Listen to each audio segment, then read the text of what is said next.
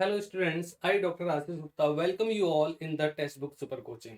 तो जो life science के जो स्टूडेंट्स हैं जो पीएचडी एम्स न्यू दिल्ली का जो इंतजार कर रहे थे पीएचडी एंट्रेंस के लिए, वो फॉर्म्स रिलीज आउट हो चुके हैं। इसका जो नोटिफिकेशन है एम्स की वेबसाइट पर अवेलेबल है। अब जो इसमें इंपॉर्टेंट डेट्स हैं एक बार उनको फोकस करो आप। टाइम कम बचा हुआ है, 2 ही 3 दिन आपके लिए बचे हुए हैं। जो लास्ट डेट ऑफ रजिस्ट्रेशन है वो आपका मंडे तक है, 13 मार्च तक आपको इससे पहले पहले फॉर्म भर देना है। तो आई होप कि आपके पास टाइम कम है, जल्दी से इस फॉर्म को भरें। इसके बाद जो अगली इंफॉर्मेशन है वो आप देखो, इसका जो एग्जामिनेशन है ऑनलाइन एग्जामिनेशन वो आपका 1 अप्रैल को है। यानी कि बिल्कुल आपके पास 15 दिन है। जो भी आप लोगों ने तैयारी की हुई है उस तैयारी को बूस्टअप करके इस एग्जाम के लिए आप प्रिपेयर हो जाएं। ठीक है। अगली जो इन्फॉर्मेशन इसमें है वो इन्फॉर्मेशन ये है कि फॉर्म कितने का है। अगर हम जनरल कैटेगरी की बात करें या ओबीसी कैटेगरी की बात करें तो ये जो फॉर्म है ये आपका 2000 का है और जो चार्ज एप्लीकेबल होंगे वो एक्स्ट्रा होंगे। उसके बाद अदर कैटेगरीज की बात करें तो ये फॉर्म आपका 1600 का है। ठीक है। और जो पीडब्ल्यूबीडी कैंडिडेट्स हैं उनके लिए यहाँ पर जो फीस है वो आपकी क्या है, एग्जम्प्टेड है। अगली बात जो करते हैं इसमें वो ये है कि कुछ इंपॉर्टेंट डेट्स देखो आप। डेट ऑफ एग्जामिनेशन कब है, 1 अप्रैल है। मोड ऑफ एग्जामिनेशन आपका क्या होगा, ऑनलाइन होगा। कितने देर का टेस्ट है ये, आपका 90 मिनट्स का टेस्ट होगा। ठीक है। अब टेस्ट का पैटर्न क्या है, टेस्ट का पैटर्न आपका ऑब्जेक्टिव है और ये टाइमिंग आप देखो कितने बजे से एग्जाम होने वाला है, 10 बजे से एग्जाम 11:30 बजे तक होने वाला है। ठीक है। उसके बाद अगली जो इन्फॉर्मेशन है वो ये है कि जो आपके लाइफ साइंस के जो कैंडिडेट्स हैं, देखना यहाँ पर नॉन मेडिकल कैंडिडेट्स जो होंगे उनके लिए जो एग्जाम्स में क्वेश्चंस क्या आने वाले हैं, 30 एप्टीट्यूड रिलेटेड कवरिंग इंग्लिश, ये 30 मार्क्स। और आपका जो सब्जेक्ट रिलेटेड है वो आपका 40।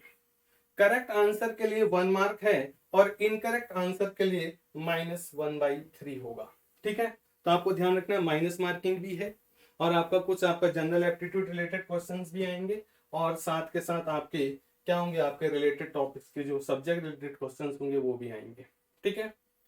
अगली बात करते हैं। अब देखो यहाँ पर जो 2 तरह की सीट्स हैं, आपको कंफ्यूज नहीं करना। अब आप बोलोगे हमारे पास जेआरएफ नहीं है, हम फॉर्म कैसे भरेंगे। ये जेआरएफ और नॉन जेआरएफ दोनों ही कैंडिडेट्स यहाँ पर एप्लीकेबल हैं भरने के लिए। लेकिन जिनके पास अपनी खुद की फेलोशिप नहीं है, जो अभी जेआरएफ क्वालिफाइड नहीं है, फेलोशिप नहीं है, उनको जो फॉर्म भरना है वो आपका केयरफुली भरना है। यहाँ पर 2 तरह की सीट्स अवेलेबल हैं। एक सीट्स जिनके लिए आपको खुद की फेलोशिप चाहिए और एक सीट वो है जो प्रोजेक्ट वाली सीट है, जहां पर एम्स के पास यानी कि जो भी डिपार्टमेंट है उनके पास प्रोजेक्ट में ऑलरेडी आपका क्या है, फेलोशिप सैंक्शनड है। तो आपको अगर आप एक नॉन जेआरएफ कैंडिडेट हैं तो आपको वो सीट भरनी है। देखो आप यहाँ लिखा हुआ है seats available to all candidates, these seats have funds available in the project. That means आपको जो, आप अगर नॉन जेआरएफ कैंडिडेट हो तो आपको ये वाली सीट्स भरनी है। तो ध्यान रखना जब फॉर्म आपको दिया जाएगा तो उस समय आपको ये FA कैटेगरी की सीट भरनी है। ठीक है। और जिनके पास अगर खुद की फेलोशिप है तो वो दोनों में से कोई भी भर सकते हैं, वो इसके लिए भी एप्लीकेबल है और वो FA वाले के लिए भी एप्लीकेबल है। अब आप देखो अगर मैं यहाँ पर बात करूं बायोफिजिक्स की, तो बायोफिजिक्स में आप देखो जो नॉन जेआरएफ कैंडिडेट्स के लिए जो सीट्स हैं वो 4 हैं और जो ओवरऑल है वो आप देखोगे 7 है। ऐसी बायोकेमिस्ट्री में आप लिए ये 3 है। अब अगर आप देखो एनाटॉमी में अगर आप सीट की बात करते हो तो एनाटॉमी में यहां पर सीट 0 दिखा रहा है। इसका मतलब ये है कि नॉन जेआरएफ कैंडिडेट्स के लिए एनाटॉमी में सीट्स नहीं है, तो आप उस कैटेगरी पर पीएचडी के लिए अप्लाई नहीं कर सकते और ना ही आप करें, क्योंकि आप कर तो देते हो लेकिन बाद में आपको प्रॉब्लम आ जाती है।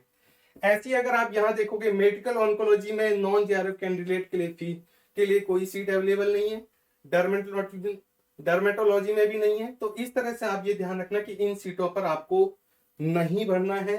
ठीक है। तो आई होप कि चीजें आपको अंडरस्टैंड हो गई होंगी। Thank you all.